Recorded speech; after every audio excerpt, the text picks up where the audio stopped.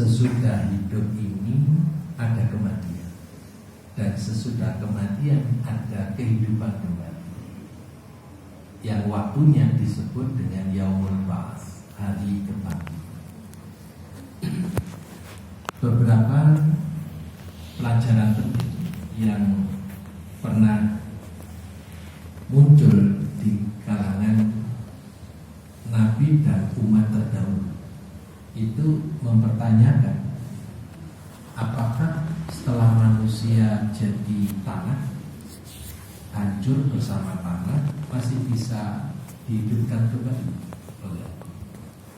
Jawaban pertanyaan itu dijawab langsung oleh Allah melalui lisan para rasul.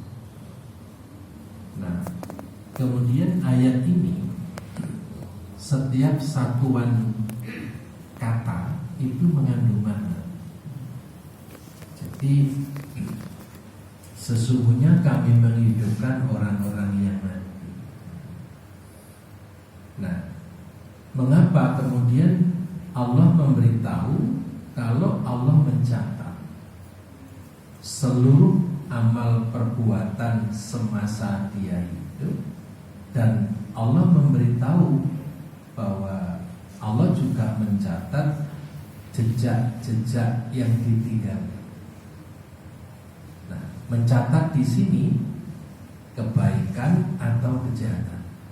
Jadi kalau semasa hidup melakukan kebaikan dan kebaikan yang ditinggalkan itu memberi manfaat, maslahah, inspirasi, dicontoh orang, maka Allah mencatat pula jejak-jejak kebaikan yang ditinggalkan.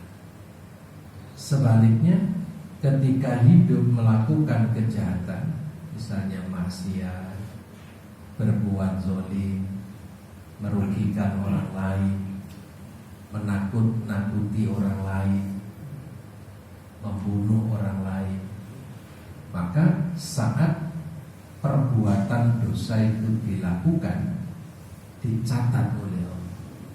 Dan ketika dia mati, maka bekas-bekas dampak negatif yang ditimbulkan oleh perbuatannya dicatat terus.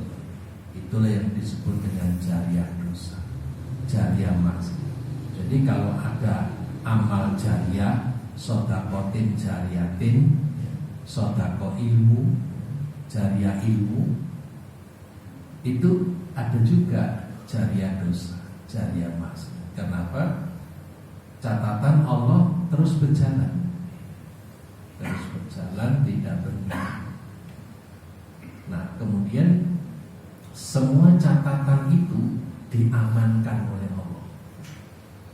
Kalau bahasa kita ini ya di Google Drive-nya Allah. Jadi ada tempat penyimpanan seluruh catatan amal manusia yang disebut di Lauhul Mahfuz. Nah, Bapak Ibu yang dirahmati Allah, ayat ini mengandung makna teologis. Ayat ini menegaskan bahwa doktrin atau keyakinan tentang kebangkitan dan pertanggungjawaban di akhirat setelah manusia wafat. Ini termasuk rukun iman, mengimani hari kiamat dengan segala rangkaiannya. Jadi begitu manusia meninggal dunia, dia bertemu dengan kiamat sughra, kiamat kecil yang dialami oleh setiap jiwa. Allah menyatakan kullu nafsin za'iqatul maut. Sebelum nanti akan bertemu dengan kiamat kubro, hancurnya alam semesta termasuk manusia dan penghuni bumi. Nah, manusia tidak berhenti eksistensinya saat wafat, melainkan akan dibangkitkan untuk mempertanggungjawabkan seluruh amal. Bapak Ibu, ada usia biologis dan ada usia eksistensi. Rasulullah itu usia biologis